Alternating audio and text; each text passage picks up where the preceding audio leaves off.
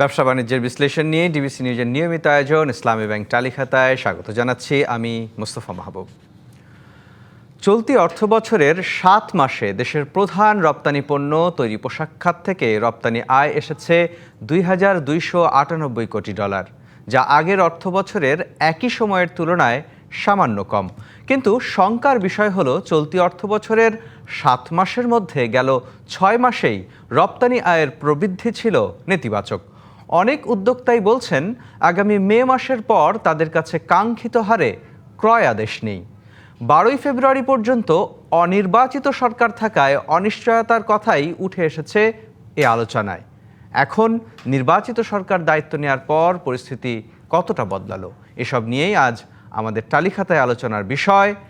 পোশাক রপ্তানি আদেশের খরা কাটল? আলোচনা করতে অনলাইনে যুক্ত আছেন বিজিএমইএ এর সাবেক পরিচালক শোভন ইসলাম এবং আছেন Bangladesh institute of international and strategic স্টাডিজের গবেষণা পরিচালক ডক্টর মাহফুজ কবির। আপনাদের দুজনকেই স্বাগত জানাচ্ছি আমাদের আজকের আলোচনায়। ধন্যবাদ। শোভন ইসলাম, আপনাকে দিয়ে শুরু করতে চাই। আমরা রপ্তানির যে তথ্য দেখছিলাম সেখানে আসলে খুব আশাব্যঞ্জক কিছু নেই।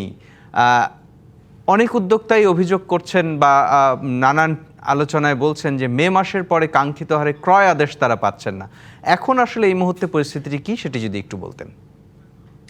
জি, আপনি অলরেডি পরিসংখ্যানের কথা উল্লেখ করেছেন। আমরা কিন্তু গত জুলাই অনওয়ার্ডস, মানে জুলাইটাই আমাদের প্রথম যেটা একটু পজিটিভ মান্থ ছিল। অগস্ট, সেপ্টেম্বর, অক্টোবর, নভেম্বর, ডিসেম্বরে সামান্য বেড়েছে, কিন্তু তারপরে ডিসেম্বরও কমেছে, তারপরে জানুয়ারিতে সামান্য বেড়েছে। এখনো জানুয়ারির ডেটা ফুললি আউট হলো, কেবলই বেরোলো। তাতে আমরা প্রতি মাসেই প্রায় নিম্নমুখী রপ্তানি দেখতে পেয়েছি। যদিও মার্কিন যুক্তরাষ্ট্রের সামান্য ডিসেম্বরে একটুখানি আমরা প্রবৃদ্ধি লক্ষ্য করতে পারছি, কিন্তু রেস্ট অফ দ্য ওয়ার্ল্ডে আমাদের টোটাল প্রবৃদ্ধি একটু কম। তো এটার মেইন কারণটা আপনি জানেন যে আমাদের ওভারঅল যে গার্মেন্টসের অর্ডার, সেটির একটি বাল্ক অংশ আমরা রপ্তানি করি আমেরিকাতে, মার্কিন যুক্তরাষ্ট্রে। এবং মার্কিন যুক্তরাষ্ট্রে জুলাই থেকে ট্যারিফটা কার্যকর হয়। ট্রাম্পের যে রেসিপ্রোকাল ট্যারিফ উনি অ্যাড করেন, সেটি জুলাই থেকে কার্যকর হয়। সেই কার্যকর হওয়ার কারণে কিন্তু আমাদের রপ্তানি আদেশটি কমতে শুরু করে। কারণ আমাদের প্রথমে 37%, পরে যে 20% হয়, ফাইনালি আমাদের যে বাণিজ্য যুক্ত হয়েছে 19%। এই 19% এবং তার পরপরই সুপ্রিম কোর্টের ডিসিশন আসলো যে এই reciprocal tariff is completely null and void, এটি ইলিগাল। এবং তার পরিপ্রেক্ষিতে ডোনাল্ড ট্রাম্প ইমিডিয়েটলি আবার সেকশন 299 দিয়ে আমাদেরকে 15% সারা দুনিয়াতে একটা ট্যারিফ অ্যাড করলো। সো ওভারঅল এটা একটা আনসার্টিনিটি, চরম আনসার্টিনিটির মধ্যে দিয়ে আমাদের এই রপ্তানি খাতটি ট্যারিফের কারণে আমাদের বায়ারদেরকে এটা ফেস করতে হচ্ছে। এবং এই কারণেই কিন্তু বায়াররা খুব স্লো অ্যান্ড স্টেডি, সামনে কি হয় দেখে শুনে তারা অর্ডারটা প্লেস করছে। তারা জানে না তাদের কত পার্সেন্ট ট্যারিফ দিতে হবে। আপনারা জানেন আমাদের সমস্ত ব্যবসারই একটা বাজেট থাকে। তো তাদের একটা বাজেট থাকে যেটাকে তারা বলে বাইং বাজেট আর সোর্সিং বাজেট। যখন তারা ট্যারিফের সোর্সিং বাজেটটা কিন্তু ট্যারিফ সহ, কাজেই তারা যখন ট্যারিফটা বেড়ে যায় তখন নর্মালি সোর্সিং বাজেটের 10 টাকা যখন সোর্সিং বাজেট, তার থেকে 2 টাকা তাদের যদি ট্যারিফ দিতে হয়, বাড়তি ট্যারিফ দিতে হয়, তাহলে 2 টাকার পণ্য তারা কম কিনবে। আর এই মুহূর্তে যেটি দাঁড়াচ্ছে, সেই সোর্সিং বাজেটের কত অংশ তারা ট্যারিফের জন্য রাখবে সেটি তারা কোয়াইট ডিসাইড করতে পারছে না, কারণ বিকজ অফ আনসার্টেনটি।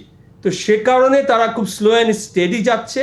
এবং আমাদের যে রপ্তানি আদেশগুলো আমরা অনেক আগের থেকে পেয়ে যেতাম, আর আমাদের কিন্তু লিড টাইমের সাইকেলটাও বেশ বড় বাংলাদেশের, because the port and other reasons.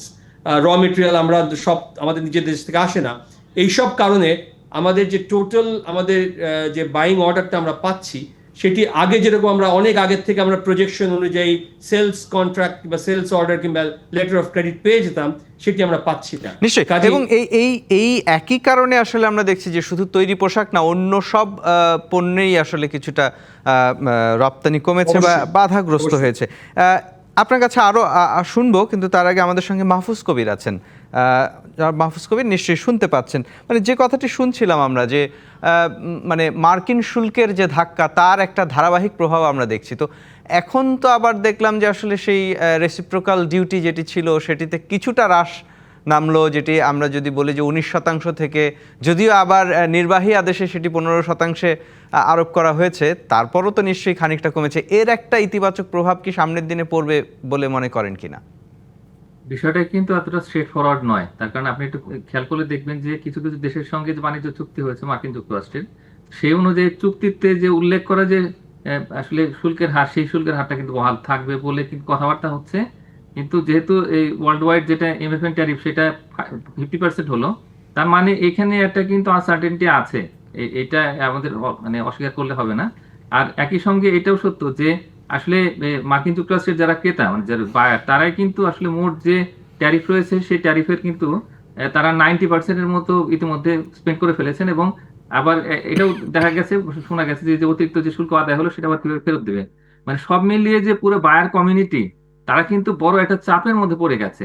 এবং এই কারণেই দেখা যাবে কি যে সামনের দিনগুলোতে এই যে পলিসি শিফটের কারণে আসলে তারা খুব একটা হেজিটেন্ট থাকবে আর কি, যে তারা হয়তো কোন দেশ থেকে কিনবে কোন দেশ থেকে কিনবে না এগুলো একটু চিন্তা ভাবনা করবে।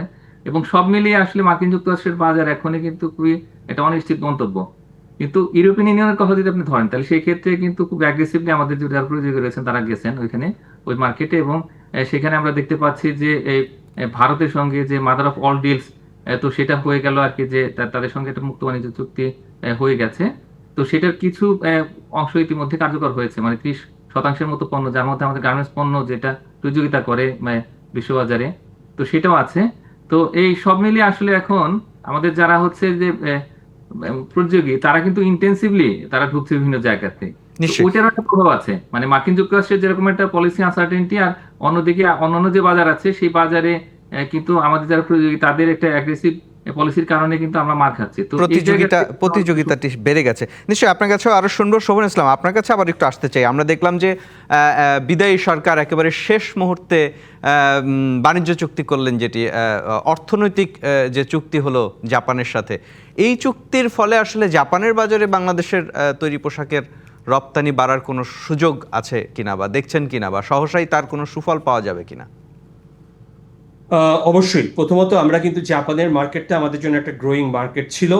আমরা $1 বিলিয়ন উপরে জাপানে এক্সপোর্ট করি গার্মেন্টস পণ্য, এবং জাপান কিন্তু আমাদের কন্টিনিউয়াসলি আমাদের একটা ডিউটি ফ্রি অ্যাক্সেস ছিল জাপানে। এখন বাণিজ্য চুক্তি হয়ে সেটা পার্মানেন্ট হলো, অলিখিতভাবে, মানে অলিখিত চুক্তি হলো। জাপান আমাদের গার্মেন্টসের ক্ষেত্রে ডিউটি ফ্রি অ্যাক্সেস দিয়ে রেখেছিল, এবং এখন সেই বাণিজ্য চুক্তি যেহেতু হয়ে গেল, আমরা এখন ফুললি ডিউটি ফ্রি পাবো অনির্দিষ্টকালের জন্য। এটার কোনো টাইম লিমিটার থাকলো না যতক্ষণ বাণিজ্য চুক্তিটা valid, which is very very good.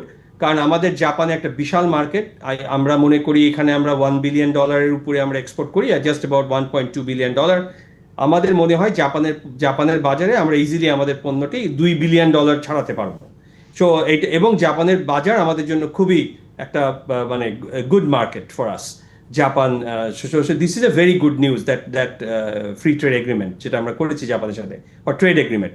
আমাদের অন্যান্য দেশগুলোর সাথেও এই ট্রেড এগ্রিমেন্টগুলো করতে হবে, কারণ আমাদের এলডিসি গ্র্যাজুয়েশন আসছে। নতুন সরকার আসার কারণে তার এলডিসি গ্র্যাজুয়েশন পিছায় দেওয়ার জন্য একটা রিকোয়েস্ট করেছে জাতিসংঘকে, so which is also very very very good. কারণ আমরা এলডিসি গ্র্যাজুয়েশনের জন্য একেবারেই প্রিপেয়ার্ড না, কিন্তু আমাদের এলডিসি গ্র্যাজুয়েশন হয়ে যাচ্ছিল, তাতে আমরা প্রচণ্ড প্রতিযোগিতার মুখে পড়তাম, এবং প্রচণ্ড ডিফারেন্ট যে ল আমাদের, ডিফারেন্ট যে ক্রাইটেরিয়া আমাদের ফুলফিল করতে হতো, সেটার জন্য আমরা কোয়াইট রেডি ছিলাম না।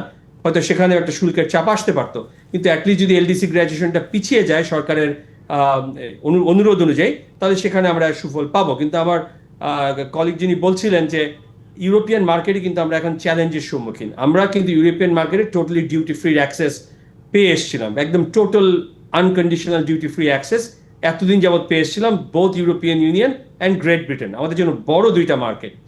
এখন ইন্ডিয়া কিন্তু বোথ গ্রেট ব্রিটেনের সাথেও একটি বাণিজ্য চুক্তি স্বাক্ষর করেছে, এবং ইউরোপিয়ান ইউনিয়নের সাথেও মাদার অফ অল ডিল যেটি সাইন হলো। মানে প্রতিযোগিতা আরো শক্তিশালী হচ্ছে নিশ্চয়ই। আপনার কাছে এই আলোচনা প্রতিযোগিতা অনেক বেড়ে গেল ওই ইউরোপিয়ান মার্কেটে, এবং আমরা দেখতে পাচ্ছি চায়নাও ইউরোপিয়ান মার্কেটের দিকে ধাবিত হচ্ছে।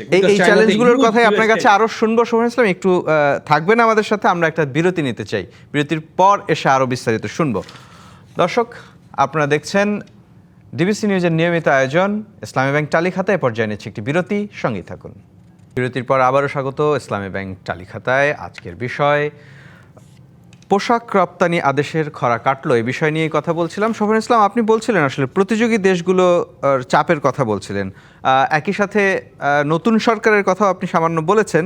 সেই জায়গায় একটু জানতে চাই যে নতুন সরকার ক্ষমতায় আসার ফলে এই যে দ্বিপাক্ষিক বাণিজ্যের কথা বলি বা যে আঞ্চলিক যে সম্পর্কের কথা বলি, সেই জায়গাটাতে আরও একটু সুবিধা আসলে বাংলাদেশ পাবে কিনা এখন?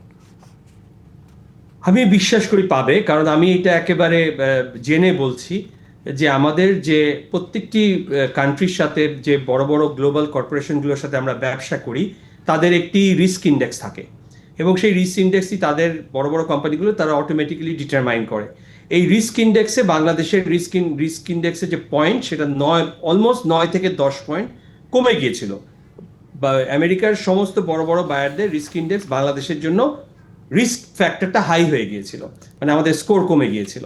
তো এটি আমাকে পরিষ্কারভাবে বেশ কয়েকজন বায়ার বলেছেন যে এই যে শান্তিপূর্ণ ক্ষমতা হস্তান্তর এবং সুন্দর একটি নির্বাচন যে হয়ে গেল এবং নির্বাচনের মাধ্যমে ক্ষমতা হস্তান্তর হলো, দ্যাট ইজ ভেরি পজিটিভ। এবং তাদের রিস্ক ইন্ডেক্স এখনো তারা রিসেট করেনি, তারা এক্সপেক্ট করছে যে এই রিস্ক ইন্ডেক্স আবার আমরা অরিজিনাল অবস্থায় ফিরে যাব। সেক্ষেত্রে আসলে যারা একটু বলবো যে ক্ষুদ্র মাঝারি খাতের রপ্তানিকারক যারা আছেন বা মানে সক্ষমতার বিচারে যারা একটু কম বা ছোট আকারের রপ্তানি করেন, তাদের জন্য আসলে আপনার পরামর্শ কি হবে? রপ্তানি খরায় যারা এখন আছেন বা আদেশ খরায় যারা আছেন। দেখুন, যখন একটি দেশের রিস্ক মানে একটু আনস্টেবল সিচুয়েশনে থাকে, তখন মোটামুটি সবাই ইম্প্যাক্টেড হয়, বড় ছোট সবাই ইম্প্যাক্টেড হয় এবং অর্ডারগুলো কম আসে। এখন যেহেতু রিস্ক ফ্যাক্টরটা কমে গেল, একটা স্টেবল ডেমোক্রেটিক গভর্নমেন্ট এসছে, কাজে আমরা মনে করব বাংলাদেশের অর্ডার একটু হলেও বৃদ্ধি পাবে। 1 নাম্বার 2 হলো এই যে ট্যারিফটি ছিল, রেসিপ্রোকাল ট্যারিফ, একটু হলেও এই ট্যারিফটি কমে এসছে। দের ইজ আনসার্টেনটি থাকলেও আমাদের যারা বায়ার আছে তাদের হেলথ কিছুটা হলে ইমপ্রুভ হবে, তাদের ফাইন্যান্সিয়াল হেলথ, কারণ তারা এক্সপেক্ট করছে যে যেই ট্যারিফটি গত 9 মাস যাবত তারা দিয়ে এসছে, সেই ট্যারিফের একটা বড় অংশ কিংবা বাল্ক অফ পুরাটাই তারা ফেরত পাবে। সেইটাতে তাদের বাইং পাওয়ারটা বাড়বে এবং সেই ট্যারিফটি দিয়ে কিন্তু তারা মোর সোর্সিং করবে। এই সোর্সিং এ বড় ছোট সকলেই উপকৃত হবে। এখন ছোটদের মানে আমি যদি মনে করি আমাদের স্মল মিডিয়াম ইন্ডাস্ট্রিগুলো কিভাবে উপকৃত হবে, সেটির ক্ষেত্রে বলতে হবে আমাদের কিছু পলিসি সাপোর্ট লাগবে। জানেন, আমাদের ব্যাংকিং পলিসি, আমাদের fiscal and monetary policy is going through a very tightening mechanism. আপনাকে অসংখ্য ধন্যবাদ। সেই আপনার কথার সূত্র ধরেই ডক্টর মাহফুজ কবিরের কাছে জানতে চাই যে মানে বাইরের সংকটগুলো কিছুটা হলেও কাটছে বা কিছুটা হলেও সহজ হচ্ছে, সেক্ষেত্রে অভ্যন্তরীণ সংকট যেটির কথা শোভন ইসলাম বলছিলেন যে ব্যাংকিং খাত, আমরা দেখেছি যে 5টি ব্যাংক যেটি একীভূত হলো, সেখানে অনেক উদ্যোক্তার আসলে এই ব্যাংকিং সমস্যার কারণে তাদের ব্যবসা বাধাগ্রস্ত হয়েছে, সেদিকে এখন মনোযোগ দেওয়ার পরামর্শ দিবেন কিনা? হ্যাঁ, আমি দুটো জায়গাতে একটু হাইলাইট করবো। একটা হচ্ছে যে আমাদের পুরো যে এই মার্কেট পলিসি, সেটাতে কন্ট্রাকশন ফেজ থেকে এটা ফ্লেক্সিবল ফেজে যেতে হবে এবং এটা খুব দ্রুত করতে হবে। আমি মনে করি যে আগামী 7 থেকে 15 দিনের ভিতরে এটা করে ফেলাটা অত্যন্ত জরুরি। আর দ্বিতীয় হলো যে ব্যাংকিং খাতে যে সংস্কার, সেটা কিন্তু অনেক থমকে ছিল। শুধুমাত্র এই 5টা ব্যাংককে মানে ইসলামী ধারা ব্যাংকটাকে সমিতি ইসলামী ব্যাংক করা হয়েছে, কিন্তু সেটার কাজও শুরু হয়নি। অনেকেই কষ্টের মধ্যে আছেন, অনেকের ব্যবসা কিন্তু আটকে আছে। তো যার ফলে এই ব্যাংকিং খাতটাকে খুব দ্রুত আসলে এই পুরো আমাদের বিজনেসকে সাপোর্ট দিতে হবে, যাতে করে আমাদের যে ট্রেড, বিশেষ করে যে এক্সপোর্ট, সেটা একটু ফ্যাসিলিটেট হয়। এইভাবে করে আমাদের এই যে কাজগুলো যদি আগে নিতে পারি, তাহলে আশা করি যে ব্যবসা বাণিজ্যের পরিবেশটা ভালো হবে এবং রপ্তানিকারকরা সহজে উৎপাদন এবং রপ্তানির কাজে মনোনিবেশ করতে পারবেন। নিশ্চয়ই। এবং আর যে ডাটাটার কথা আমরা বলছিলাম, যে আমরা যদি ধারাবাহিকভাবে দেখি, আগস্ট, সেপ্টেম্বর, অক্টোবর, নভেম্বর প্রায় মানে 4%, 5%, মধ্যে ডিসেম্বরে প্রায় 14% নেতিবাচক প্রবৃদ্ধি হয়েছে। এই যে এর পিছনে একটা কারণও কিন্তু ব্যবসায়ীরা বলেন যে অনেক শিল্প প্রতিষ্ঠান বন্ধ হয়ে গেছে।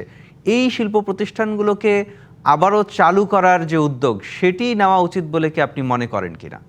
না, অবশ্যই। এবং এটা চালু করতে হবে, আমাদের যদি অর্ডার আসে তাহলে সেক্ষেত্রে কিন্তু চালু করাটা সহজ হয়। কিন্তু একই সঙ্গে আসলে এইগুলোতে অনেকে হয়তো এই যে বিচারিক প্রক্রিয়ার মধ্যে আছেন, অনেকে আত্মগোপন করেছেন, আবার কিছু কিছু কারখানা এমনিতেই বন্ধ হয়ে গেছে এই যে শিল্প অস্থিরতার কারণে। তো এখন এটাতে যে জায়গাতে দরকার, সেখানে প্রশাসক নিয়োগ যদি করে এই কারখানাগুলো চালু করা হয়, তাহলে সেক্ষেত্রে যেমন কর্মসংস্থানের ব্যবস্থা হবে, তেমনি করে ওই যে এখন তো আমরা বুঝতে পারছি যে আস্তে আস্তে নতুন অর্ডার আসবে, তো তখনও কিন্তু অ্যাকোমোডেট করা যাবে। তো এইভাবে করে আমি মনে করি যে এই পুরো শিল্পের জন্য, রপ্তানি খাতের জন্য একটা ইতিবাচক যে যদি বার্তা আমরা দিতে পারি, তাহলে সেই ক্ষেত্রে এটা দেশের জন্য ভালো, দেশের অর্থনীতি আস্তে আস্তে চাঙ্গা হবে এবং আমাদের যে এক্সপোর্ট আর্নিং সেটাও আস্তে আস্তে একটা পজিটিভ ধারার দিকে চলে যাবে। এবং একই সাথে আরেকটা বিষয় আপনার কাছে জানতে চাই যে আসলে এই প্রক্রিয়াটি সেটি এই যে বাংলাদেশ যে একটা স্থিতিশীল অবস্থার দিকে গেল, সেটিকে ব্র্যান্ডিং করার প্রয়োজন আছে কিনা? হ্যাঁ, অবশ্যই।